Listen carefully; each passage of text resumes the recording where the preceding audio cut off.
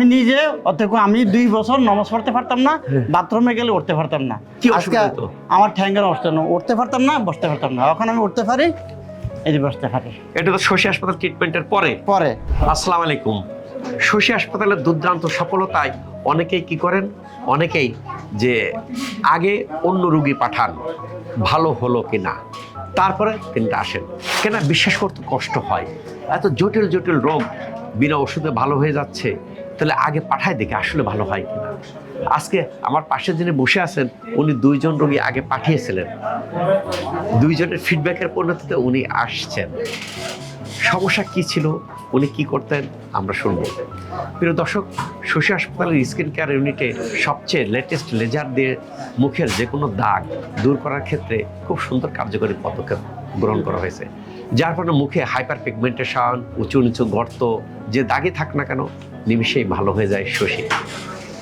জি, আপনি তো আগে 2 জন পাঠিয়েছিলেন। জি স্যার। কি অবস্থা, আপনার কি অসুবিধা, কেন পাঠিয়েছিলেন? ওরা পাঠাইছি, ওরাও নামাজ পড়তে পারতো না এবং কি বাথরুমে গেলে উঠতে পারতো না। কথা বলছি না, ওরা আমি পাঠাইছি, একই সাথে আমরা থাকি করি। ওরা যাইয়া এখন আমরা বলছে যে তুমি পাঠাইছো এবং কি ফার্স্ট ক্লাস। স্যার খুব ভালো মানুষ এবং শশী হসপিটালে অনেক মানুষ বাংলা। আর ফার্স্ট ক্লাস রোগী ভালো হয় কিনা তাই বলেন। না, ফার্স্ট ক্লাস রোগী ভালো হয়, ভালো হয়। এবং কি আমি নিজে অথচ আমি 2 বছর নামাজ পড়তে পারতাম না, বাথরুমে গেলে উঠতে পারতাম না। কি আজকে অসুবিধা হতো? আমার ঠ্যাঙ্গের অবস্থা উঠতে পারতাম না, বসতে পারতাম না। এখন আমি উঠতে পারি, এই যে বসতে পারি। এটা তো শশী হাসপাতাল ট্রিটমেন্টের পরে উঠতে পারেন। আর উঠতে পারতেন না, বসতে পারতেন না, বাথরুমে গেলে প্রায় আজ 2.5 বছরের উপরে। 2.5 বছর পরে নামাজ পড়তেন কিভাবে? এই এমনি হাপ্পা দিয়ে নামাজ পড়তাম। প্রিয় দর্শক, ইনার মতো কিন্তু আমরা অনেকেই কিরকম আগে নামাজ পড়তেন কিভাবে? আগে নামাজ পড়তে এইভাবে, এই যে। আর এখন তো নামাজ পড়তে পারি, কোনো অসুবিধা নেই। এই যে নামাজ পড়তে পারি, কোনো অসুবিধা নেই। নামাজ পড়তে ওঠে। প্রিয় দর্শক, আমাদের রমজান মাসে আমরা অন্যান্য সময়ের থেকে একটু বেশি ইবাদত বন্দেগী করি, নামাজ কালাম, ধর্মীয় কোরআন শরীফ সব ধর্মীয় বিধিবিধান বেশি পালন করার চেষ্টা করি। এখন আমি যদি আমার শরীরে পারমিট না করে আমি কি করব?